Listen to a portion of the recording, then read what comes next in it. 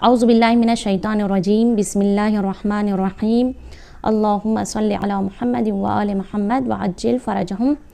آپ کے سامنے چند حدیث میں پیش کروں گی مہمان نوازی کے حوالے سے کہ مہمان کا احترام کرنا کتنا زیادہ ثواب ہے۔ اگر مہمان نوازی کی جائے تو کس قدر اجر و ثواب رکھا گیا ہے۔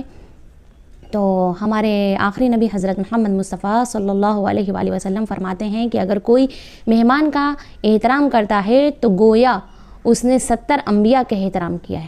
اگر کسی نے ایک مہمان کا احترام کیا، اس کو گرامی رکھا، تو اس نے گویا 70 انبیاء کا احترام کیا ہے۔ اس قدر یعنی ثواب بیان فرمایا ہے حدیثوں میں۔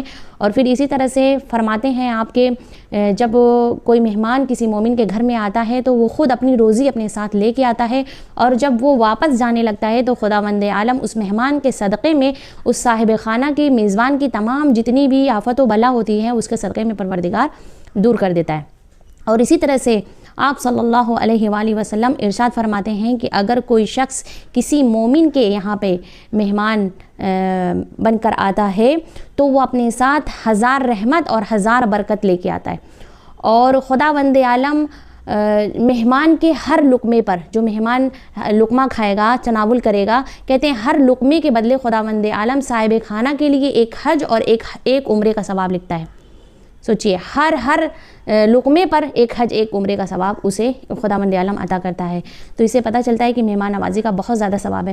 کہتے ہیں ایک بار امیر المؤمنین علیہ السلام چہرے پہ اداسی چھائی ہوئی تھی، تو لوگوں نے پوچھا کہ یا امیر المؤمنین آپ اتنا پریشان کیوں نظر آ رہے ہیں؟ تو امام علی علیہ السلام فرماتے ہیں کہ 7 دن ہو گئے میرے گھر میں کوئی مہمان نہیں آیا۔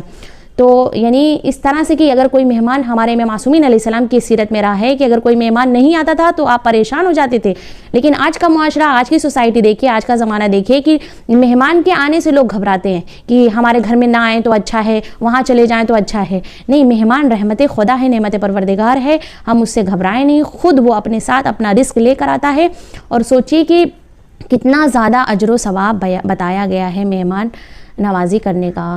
اللہ ہم سب کو توفیق دے کہ ہم اسی طرح سے ان باتوں پر، ان حدیثوں پر، اور جو کچھ ہم پڑھتے ہیں، سنتے ہیں مجالس میں یا جہاں پر بھی سنتے ہیں، پروردگار ہم کو نیک باتوں پر عمل کرنے کی توفیق عنایت فرمائے، اور تمام برائیوں سے، تمام شر شیطان سے ہمیں محفوظ فرمائے۔ اللہم صلی علی محمد وآل محمد وعجل فرجہم۔